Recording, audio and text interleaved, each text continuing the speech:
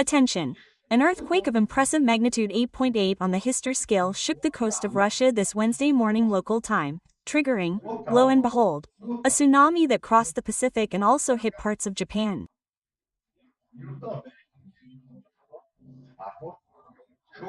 The force of the tremor generated giant waves, putting residents on alert and forcing large-scale evacuations. It is one of the most intense seismic events recorded in recent years. Evacuation sirens were activated in several Pacific countries, from Japan to Hawaii, including parts of North America.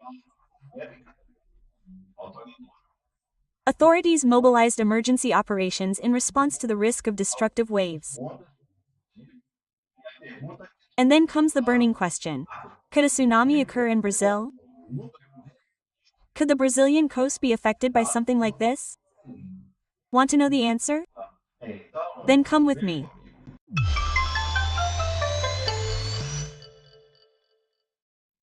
Welcome to the channel, all about geography. I'm Professor Bruno Barros, and here we make videos about astronomy, natural phenomena, geology, and geography lessons. If you're interested in this kind of topic, subscribe to the channel and leave a like to strengthen our educational community here on YouTube. And the tsunami happened, right? A tsunami in Russia that also affected parts of Japan and other countries. I've been monitoring this strong earthquake since last night, and today, when I woke up to go to the gym around 4:20 a.m., I had this on my mind. I checked my phone and saw that the tsunami had indeed happened. So, in this video, I'll give you all the details you need to know about the earthquake in Russia, and we'll analyze the possibility of something like this happening in Brazil. After all, is a tsunami possible here? Brazil is currently experiencing several storm surges, right, due to the cyclone that formed, and several cities in Brazil have recorded waves as high as 5 meters. Comment below with your thoughts on this topic. Do you think a strong tsunami is possible in Brazil today? Also, comment on what caused the tsunami in Russia. Do you know the explanation? Comment below, as your participation is always very important. And of course, I woke up to go to the gym and didn't even go, right? I've already started writing the script. I've already set up the studio here. I'm even recording in a bit of a rush because I have to be at school teaching soon. Let's now understand the facts. The earthquake occurred on the morning of this Wednesday, July 30th, 2025, Russian local time, which corresponds to Tuesday night Brasilia time. The epicenter was located in the Pacific Ocean about 125 kilometers from the city of Petropavlovsk, on the Kamchatka Peninsula, one of the most unstable and geologically active regions in the world. The depth was estimated at approximately 19 kilometers, which characterizes a shallow earthquake. And that's important. Shallow earthquakes tend to be more dangerous because seismic energy dissipates more quickly in the Earth's crust, causing intense vibrations at the surface. This magnitude of 8.8 makes the event among the strongest recorded in that region in the last 7 decades. Not since the infamous 1952 Kurila Islands earthquake, which also generated a tsunami, has anything so powerful been seen there. Eastern Russia sits at the junction of 2 tectonic plates, one of which is the Pacific Plate. This is one of the most active subduction zones on the planet, and it was precisely the abrupt movement of these plates that triggered the earthquake and, consequently, the tsunami. The impact was immediate. In the city of Severokurilska, located on the Kurila Islands, waves exceeded 4 meters in height, invading coastal neighborhoods, sweeping away vehicles, damaging boats, and directly impacting residential areas. Footage recorded by residents showed the force of the water surging through the streets in a matter of seconds. 3 people were injured during the evacuation, but fortunately, no fatalities have been reported so far. The swift issuance of a warning helped avert a greater tragedy thanks to coordinated work between Russia's Geophysical Service and the Pacific Tsunami Center. In Japan, although the impact was milder, tension was equally high. Waves reached heights of up to 60 centimeters, which may seem small, but in port areas or low-lying urban areas, this poses a real risk. As a precaution, authorities issued alerts to more than 900,000 people, ordering immediate evacuation in parts of Hokkaido, the east coast of Honshu Island, and other vulnerable regions. Shelters were opened in schools, gyms, and community centers, and even nuclear power plants, including the one in Fukushima, underwent safety procedures, but the domino effect didn't stop there. Tsunami warnings were issued for almost the entire Pacific Rim, for the entire Pacific Ring of Fire. In Hawaii, serenities were activated, and the local government ordered residents to evacuate coastal areas. Immediately off the west coasts of the United States and Canada, smaller waves were expected, but the risk of dangerous currents and storm surges led to beach closures and the suspension of port activities. Even Latin American countries like Mexico, Peru, and Chile received watchdog notices. All of this due to a single event in a single spot in the ocean. This type of event shows us how interconnected the planet is. An undersea earthquake in a remote location can put entire cities on other continents on alert in a matter of hours.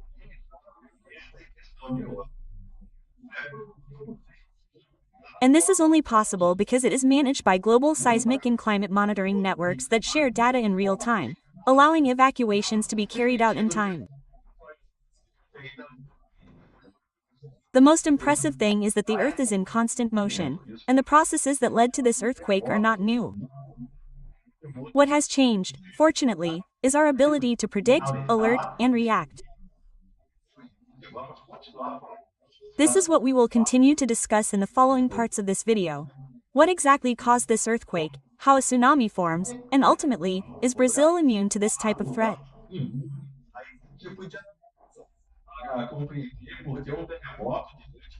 To understand why a massive earthquake was able to generate a tsunami that affected so many countries around the Pacific Ocean, we need to start with the inner workings of planet Earth.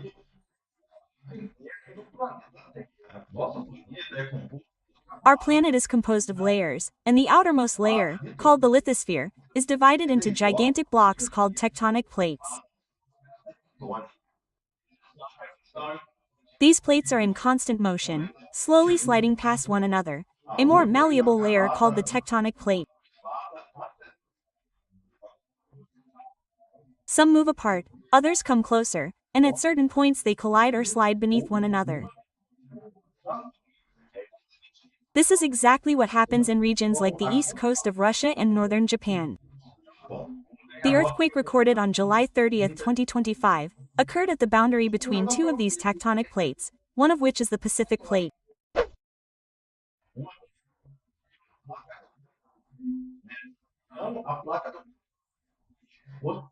In this region, the Pacific Plate, which is oceanic, that is, formed by crust overlying the ocean, is moving toward a second plate, which is a portion of the continental crust of the Russian Far East.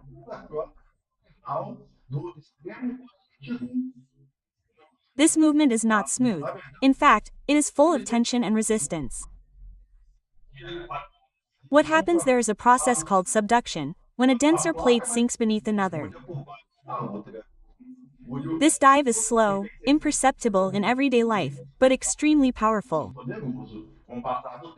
Over time, the friction between these plates accumulates energy, like a rubber band being stretched. When the pressure becomes unsustainable, a sudden rupture occurs, releasing a massive amount of seismic energy. This is what we know as an earthquake. In the case of this specific event, the earthquake had a magnitude of 8.8, an extremely high value indicating a massive energy release. The epicenter, that is, the point on the Earth's surface directly above where the rupture occurred, was located about 125 kilometers from the Russian city of Petropavlovsk, at a depth of approximately 19 kilometers. This is considered a shallow earthquake, which exacerbates the effects on the surface and seabed, favoring the formation of tsunamis. Now, why did this earthquake generate a tsunami? Besides being strong and shallow, it occurred at the bottom of the ocean and caused a vertical movement of the seabed. This movement raised and abruptly displaced the water column above the rupture area, triggering the phenomenon we'll discuss next. A tsunami, contrary to popular belief, isn't just a giant wave like the ones we see in movies. It's a massive displacement of water caused by a sudden disturbance on the seabed. This disturbance can be caused by an earthquake, an underwater landslide, or even a volcanic eruption. In earthquakes, like the one we saw off the coast of Russia, the ocean floor moves abruptly, raising or lowering a large area of the underwater crust. This pushes thousands of tons of water upward or sideways in a matter of seconds. This force generates waves with a high volume of energy that begin to spread in all directions from the epicenter. On the high seas, these waves are not high, they are long, meaning they can measure hundreds of kilometers between crests, but with a small height, usually 30 to 50 centimeters. Therefore, a ship in rough seas barely notices a tsunami passing by. The difference occurs when this wave approaches the coast. Upon encountering shallower waters near the coast, the base of the wave begins to be slowed by friction with the seabed, while the top of the wave continues advancing. This imbalance causes the wave to increase in height, in some cases reaching tens of meters. In this event, waves reached 4 meters in height in Russia and between 30 and 60 centimeters in Japan, which, although seemingly small, is enough to cause coastal flooding, displacement of vessels, and damage to port areas. In lower regions, waves less than 1 meter can invade streets and homes, causing accidents. These waves traveled across the Pacific Ocean at speeds, think about it, in excess of 800 kilometers per hour, almost the speed of an airplane. This means that Japan had only a few hours between the earthquake and the tsunami's arrival, while more distant cities like Hawaii or California had between 8 and 12 hours of warning.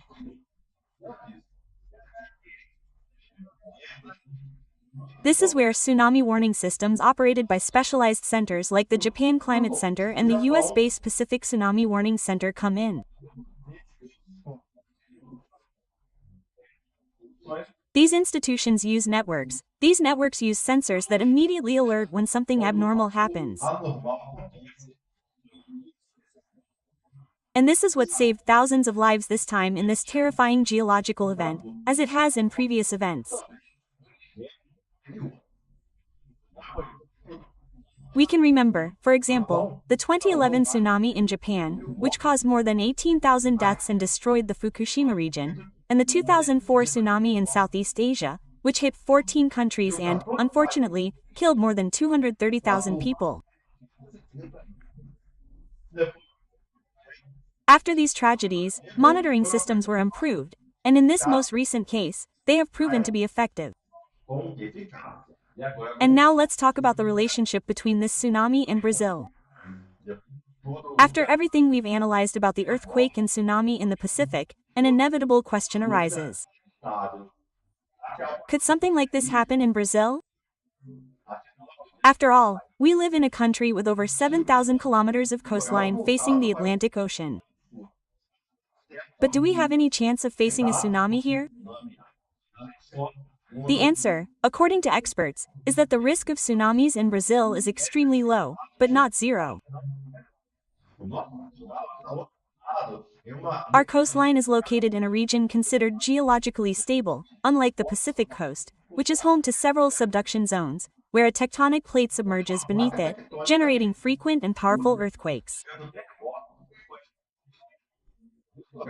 The Brazilian coast does not have this type of tectonic plate boundary. The plates that influence Brazil, primarily the South American plate, are positioned at the center of a large tectonic plate, far from contact zones with other plates.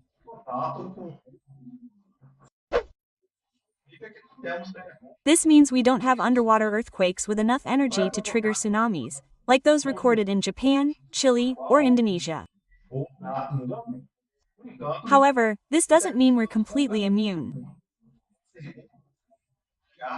There are other ways to generate anomalous waves, such as underwater landslides, distant volcanic eruptions, or even the impact of large celestial bodies like meteors.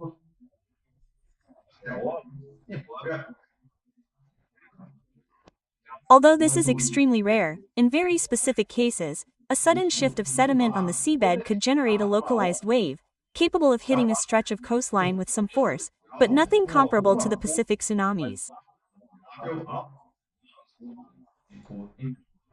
In fact, here on the channel, I've made several videos analyzing in depth the possibility of a tsunami occurring in Brazil. And in each video, I've discussed why experts say this possibility is very remote. Today, we analyze in detail a shocking event, an 8.8 magnitude earthquake off the coast of Russia, which triggered giant tsunami waves and generated international alerts in several Pacific countries. We understand how the seismic energy accumulated between tectonic plates can transform into devastating seismic shocks. And we saw how the rapid rise of the seafloor gave rise to the tsunami and how the waves propagated at extremely high speeds for thousands of kilometers, affecting Russia, Japan, Hawaii, North America, and even parts of South America. We also analyzed the possibility of a tsunami occurring in Brazil. And now it's your turn to participate in this video with your comment. Comment below if you think a strong tsunami could occur in Brazil today. Do you agree with the line of reasoning presented in this video? And in your opinion, why did this tsunami occur in Russia? Participate with your comment. Your participation, your opinion, is always very important. Share this video with everyone you know. Send it to your family group, your work group, your school group. Do you know anyone who lives in Russia? Do you know anyone who lives in Japan? Then get the link to this video and share it with them too. Thank you very much for watching this video, and until next time. Thanks. These videos I'm leaving here on the screen now are videos you might want to watch next. What's next on your list?